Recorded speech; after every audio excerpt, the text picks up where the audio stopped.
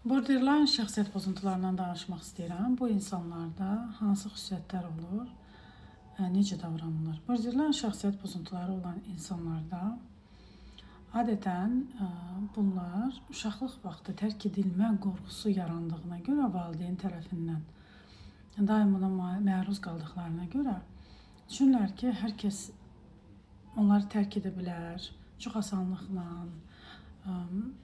Anasız, atasız qalan bir uşaq vaxtı düşün ki, bütün rəfiqələri, istənilən insan bunu asanlıqla tərk edə bilər. Məsələn, gündəlik həyatımıza baxsaq, çox sadə misallar çəkəcəm ki, hər kəs bunu özündə müşahidə edə bilsin.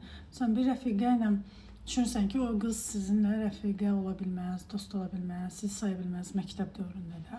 Halbuki sən ona yaxınlaşanda, o artıq sənə dəyər verəndə, sənlə bir emosional bir vəziyyət quranda, sənə yaxınlıq edirsən, həqiqətən sevəndə, sən başlayırsan onu göyə qaldırmağa. Sən çox yaxşısan, sən əlasan, səndən yoxdur. Maksimum, yəni borderline şəxsiyyət tipi olan insan, ona sevgi verən insanı o qədər dəyər verir ki, hansı ki, çox istəyirdi o insan ona sevgi versin, dəyər versin, ona dostluq etsin. Sonra o insanı o qədər qaldırır ki, göyə səndən yoxdur, sən supersin, sən nə yaxşı ki, mənimləsən, nə bilim. Bir müddətdən sonra, istədiyi sevgini alandan sonra o insanı çox asanlıqla yerə vura bilir. Yəni onu bir heç edə bilir. Sən nə idin ki, sən heç kim idin. Yəni çünki bir özgüvəni artdı. Artıq başa düşdü ki, onu tərk etmir anası kimi. O qız onu tərk etmir. Yəni heç vaxt düşünmədiyi bir insanla münasibət. Bu şəxsi münasibət ola bilər. Hər hansı bir oğlanın arxasınca qaça bilər. Deyir ki, heç o məni sevə bilməz. O qız heç vaxt mənim rəfiqəsi kimi görə bilməz. Yəni əldə edə bilməyəcəyi şuuraltısında mümkün olandan sonra o insanı çox asanlıqla və heç bir, deyim ki, bu tip şəxslərdə heç utancaqlıq hissi də yoxdur. Utanmaq deyilən bir şey yoxdur. Adi qəbul edir, istənilən bir şey. Utanmaq nədir bilmir. O hisslər gəlmir o insanlara. Çox asanlıqla yəni o insanı yerə vura bilər. Onu çox asanlıqla tərk edə bilər. Çünki gördü ki, bu insan onu tərk etmir, bu insan onu sevir. Çünki o insanlar uşaq vaxtı yetər qədər sevilmədiklərinə görə, dəyər görmədiklərinə görə, insan yerinə qoyulmadıqlarına görə, ata-ananın sevgisi nə deməkdir bilmədiklərinə görə, daim özlərini gözə soxsalar da, məni gör desələr də, ailə stabilliyi olmadığına görə, ailədə daim ata-ana münasibətində problem olduğuna görə daim bu sevgiyə, bu auraya ehtiyacı duyublar. Sonra yəni tərk edilibdir, hər zaman valideynlər tərəfindən tərk edilib, görünməyib. Tərk edilmə o demək deyil ki, valideyn ayrıldı və onu qoydu uşaqlar evinə. Yox, yəni ailə içində o görsənmirsə, o artıq beyində, ananın beynində artıq o yoxdursa, o dəyərdə yoxdursa, o artıq şuuraltı tərk edilib bütün insanlara qarşı.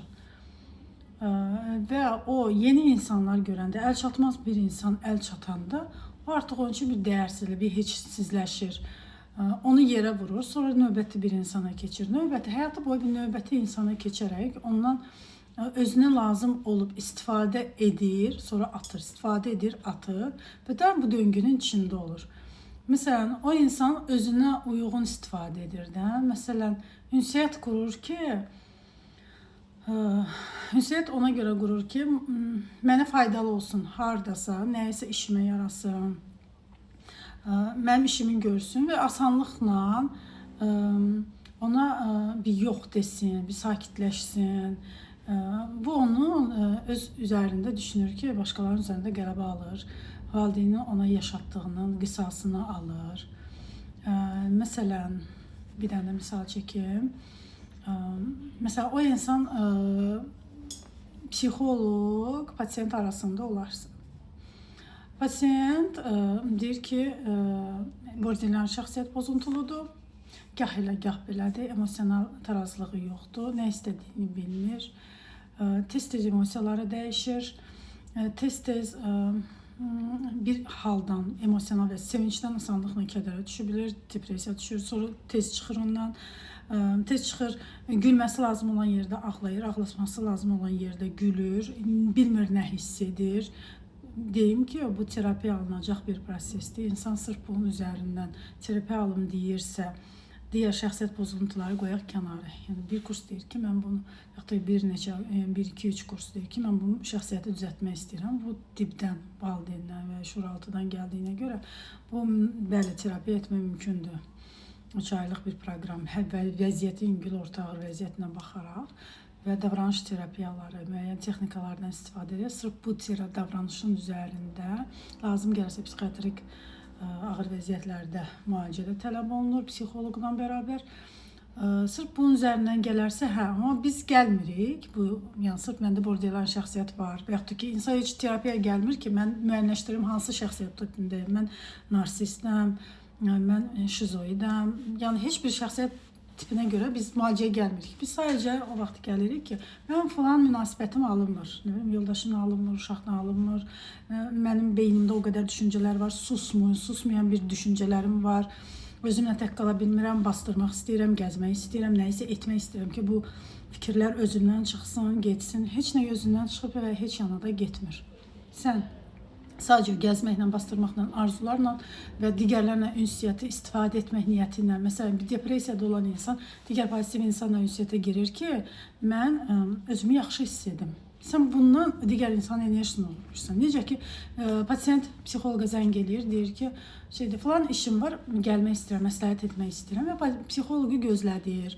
Falan vaxt gələrəm, bugün alınmadı, o gün alındı. Neynir? Pasiyentin psixoloq özündən asılı vəziyyətə salır. Əgər o məsuliyyətli bir insansa, psixoloq, o psixoloq işini bilən və pasiyent üçün narahat olan və bu problem var və mən həll etməliyəm və hər şeyi içinə alan və saf niyyətlə pasiyentə yaxınlaşan bir psixoloqdur. Əlbəttə ki, onu pasiyent maraqlandırır, vəziyyəti maraqlandırır. Yox, sadəcə o pasiyentə başqa, yəni maddi tərəfindən gözündədirsə, o psixoloq üçün pasiyent maraqlı deyil. Çünki olmasın, başqası olsun, bir günü, 5 günü. Amma daim işləyib, daim vəziyyəti kontrolda saxlayan bir psixoloqdursa, bəli, o pasiyentin vəziyyətinə görə narahat olur və o, əgər o tip pasiyentlərdə borderline varsa, takıntı varsa, OKB-lər varsa, bu tiplərdə o negativ enerji idarə etdiyinə görə insanlar nəyisə bağlayır. Məsələn, mən psixoloqa yazdım, əhvalım düzəldi, bundan da ehtiyac yoxdur ona gedim və yaxud da ki, onun enerjisini aktiv saxlayıram, gözlədirəm. Məsələn, psixoloq narahat olur, bilir də, tanıyır o psixoloqu ki, narahat olur mənim vəziyyətimə görə, onun narahat olması mənim problemlərimi həll edir. Bu yox. Bu enerji oğurluğu deməkdir. O insanın enerjisini oğurlamaq və gözləntidə saxlamaq. Gözləntidə saxlayaraq sən digər problemlərini həll etdiyini zənn edirsən, bəli, həll oluna bilər. Çünki o insanın enerjisini oğurlayaraq gözləntiyə salırsan, işlərin əla gedir və mənim daha vacib işlərim var, daha vacib işlərlə məşğulam, psixoloqa ehtiyacım yoxdur deyən insanlar bilin ki, həmin psixoloqun və yaxud da ki, həmin bu tip münasibətdə olan insanlarla ünsiyyətinin enerji oğurluğundadır o insan. Və enerjisinin oğurluğunda fərqində olanda, işlər dəyişəndə bilin ki, düzgün yolda deyilsiniz. Niyə bir vəziyyətdən digər vəziyyətə düşür? Heç kimin enerjisini oğurlamaq lazım deyil. OKB, takıntı olan insanlarda bu davranışlar çoxdur. Çünki bir şeyi yerinə qoymasam alınmayacaq işim, bir şeyi nəyisə etməyəm. Bunlar negativ enerjinin sayəsində olur. Bu tip davranışları xahiş edirəm, etməyin. Sonra başınıza gələn hər hansı bir negativ bir hadisədə deməyin ki, nəyə görə bu başıma gəlir? Ona görə gəlir ki, sən düzgün yolda, düzgün həyatın axışında yaşamırsan. Sən kiminsə o enerjisini nəyisə bağlayıb iş görürsən. Bu isə oğurluq enerjisidir. Oğurluq enerjisində əldə etdiyin hər şeyin 2 qat karma yazır sənə və hesabatını daha ağır verirsən. Sən əgər saf niyyətin varsa, sən saf niyyətlə problemini həll etmək istəyirsənsə və bir psixoloq sənin problemini həll etmək üçün buradadırsa, sən ona pislik edə bilməzsən, enerjisini oğurlaya bilməzsən. Düşün ki, onu etdinsə, o insan onu bilirsə, ondan çıxırsa, o 2 qat daha yüksək enerjiyə düşür. Yəni, sən daha da dibə düşürsən, o daha da çox 2 qat pozitiv enerjiyə düşür. Bir şey öyrənmək lazımdır. Bu həyatın bir qanunu var. Kimsənin haqqına girməyin, kimsədən oğurluq etməyin. Öz enerjinizdə, sizə aid olan enerji də həyatınızın keyfiyyətini qaldırmaqla məşğul olur. Kimsə ünsiyyəti ona görə qurmayın ki, bunun arxasında maddiyyat yatır, bunun arxasında mənə faydalı nə olacağın düşüncən olmasın. Özün üçün bir şey yarat, ruhunu qaldırmaq üçün, ruhunu yüksəltmək üçün addımlar at. Kiminsə enerjisini həyat yaşamaqla heç nə əldə etmirik. Buna inan.